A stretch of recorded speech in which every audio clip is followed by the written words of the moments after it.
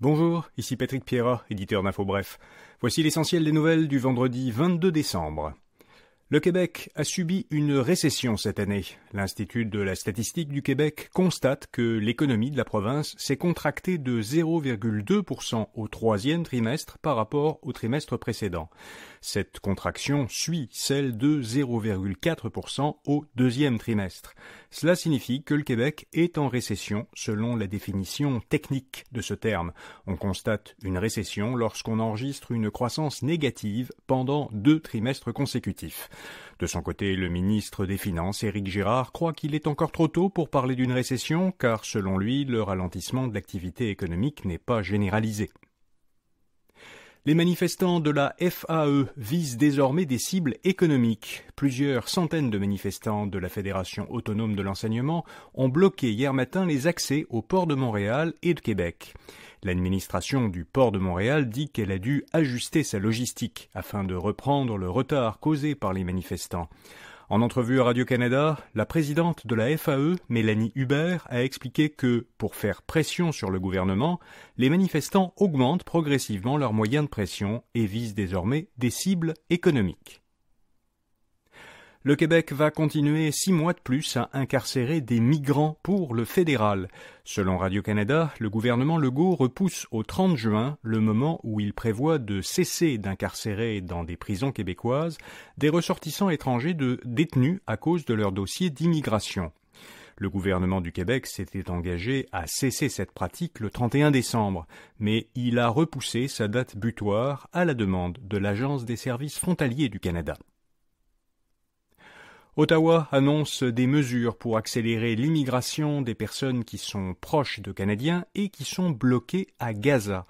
Si elles sont membres de la famille de citoyens canadiens ou de résidents permanents, ces Gazaouis pourront obtenir des visas de résidence temporaire, des permis d'études et des permis de travail. La vente d'HSBC Canada à RBC est sur le point de se conclure. La ministre fédérale des Finances, Chrystia Freeland, donne son accord à cette transaction de 13,5 milliards de dollars. Elle permet à RBC, donc la Banque Royale, d'acquérir la division canadienne de la banque anglaise HSBC. Énergir laissera tomber sa poursuite contre la ville de Prévost. L'entreprise poursuivait la municipalité des Laurentides pour son règlement qui devait interdire l'installation de plusieurs nouveaux appareils alimentés au gaz naturel. Alors finalement, Prévost permettra le remplacement d'appareils au gaz qui sont en fin de vie, à condition cependant que les appareils qui les remplacent fonctionnent à la biénergie, jumelant électricité et gaz naturel renouvelable. Honda et Toyota annoncent d'importants rappels de véhicules au Canada. Toyota rappelle environ 100 000 véhicules des années 2020 à 2022 en raison d'un problème de coussin gonflable qui pourrait ne pas se déployer en cas d'accident. Le rappel concerne aussi plusieurs modèles de marque Lexus. De son côté, Honda rappelle près de 300 000 véhicules des années 2018 à 2020, y compris certains de marque Acura, pour un problème de pompe à carburant qui accentue les risques de panne. Vous trouverez des liens vers les listes de véhicules concernés à infobref.com.